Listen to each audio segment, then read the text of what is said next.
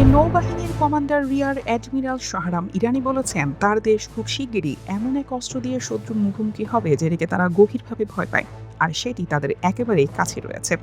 অস্ত্রটির প্রসঙ্গে ইঙ্গিত করে তিনি আরও যোগ করেন, সেটি দেখে তারা হার্ট অ্যাটাক করবে। 29 এপ্রিল ইরানের রাষ্ট্রীয় সম্প্রচার মাধ্যম প্রেস টিভির খবরে বলা হয়েছে, কমান্ডার শাহরাম ইরানি বলেছেন শত্রুরা ভুলভাবে ধারণা করেছিল যে ইরানের বিরুদ্ধে তাদের সাম্প্রতিক উস্কানিহীন আগ্রাসনের মাধ্যমে তারা খুব অল্প সময়ে কাঙ্ক্ষিত ফল পেয়ে যাবে, কিন্তু এখন সেই ধারণাটাই সামরিক একাডেমিগুলোতে হাস্যরসের বিষয় হয়ে দাঁড়িয়েছে।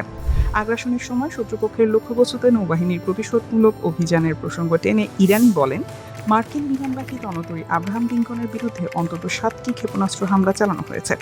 এই হামলার ফলে যুক্তরাষ্ট্র নির্দিষ্ট সময়ের জন্য ওই রণতরী থেকে যুদ্ধবিমান উড্ডয়ন বা কোনো ধরনের আকাশ অভিযান পরিচালনা করতে পারেনি। কমান্ডার ইরানি জোর সতর্কতাবার্তা দিয়ে বলেছেন, মার্কিন বাহিনী যদি হরমুজ প্রণালীর একটু কাছাকাছি আসে, আমরা কোনো বিলম্ব ছাড়াই অপারেশনাল পদক্ষেপ নেব। ইরানি জাহাজ অবৈধভাবে জব্দ করার জন্য মার্কিন বাহিনীকে জলদস্যু আখ্যা দিয়ে তিনি বলেন, আমেরিকানরা সোমালিয়ার জলদস্যুদের চেয়েও খারাপ, কারণ সোমালি জলদস্যুরা দারিদ্র্যের কারণে এমন কাজ করত, কিন্তু মার্কিনরা তাদের নৃশংসতার সঙ্গে জিম্মি করাকেও যুক্ত করেছে। এদিকে এরই মাঝে ইরান যুদ্ধে অংশ নেওয়া থেকে সরে গিয়ে যুক্তরাষ্ট্রে ফিরে যাচ্ছে বিশ্বের বৃহত্তম বিমান বাহিনী মার্কিন রণতরী ইউএসএস জেরাল্ড আর ফোর্ড।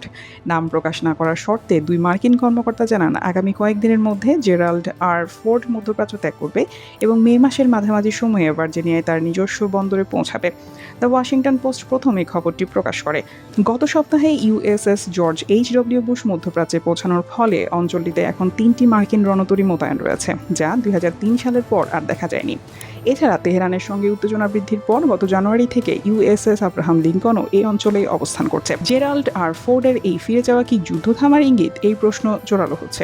অনেক বিশ্লেষকই এই রণতরীর প্রত্যাহারকে চলমান সংঘাত কমার ইঙ্গিত হিসেবে দেখছেন, যদিও আনুষ্ঠানিকভাবে যুদ্ধ শেষ বা স্থায়ী যুদ্ধবিরতির ঘোষণা এখনও আসেনি। তবু বড় সামরিক সম্পদ সরিয়ে নেওয়া পরিস্থিতি পরিবর্তনের ইঙ্গিত দেয় বলেই অনেকে মনে করছেন। তবে কিছু কিছু সূত্র বলছে ভিন্ন কথা। ইরানে আবারও শক্তিশালী হামলার পরিকল্পনা করছে যুক্তরাষ্ট্র। এই নিয়ে মার্কিন সেন্ট্রাল কমান্ডের প্রধান অ্যাডমিরাল ব্র্যাড কুপার মার্কিন প্রেসিডেন্ট ডোনাল্ড ট্রাম্পকে ব্রিফিং করবেন বলে জানিয়েছে মার্কিন সংবাদ মাধ্যম এক্সিওস। সংশ্লিষ্ট সূত্রের বরাতে এক্সিওস বলছে, ব্র্যাড কুপার ইরানের বিভিন্ন লক্ষ্যবস্তুতে স্বল্প সময়ের মধ্যে শক্তিশালী হামলা চালানোর একটি পরিকল্পনা প্রস্তুত করছেন। এই হামলায় দেশটির গুরুত্বপূর্ণ অবকাঠামো লক্ষ্যবস্তু হতে পারে, যার মাধ্যমে চলমান আলোচনার অচলাবস্থা ভাঙার চেষ্টা করা হবে। News desk, দুতিয়াল।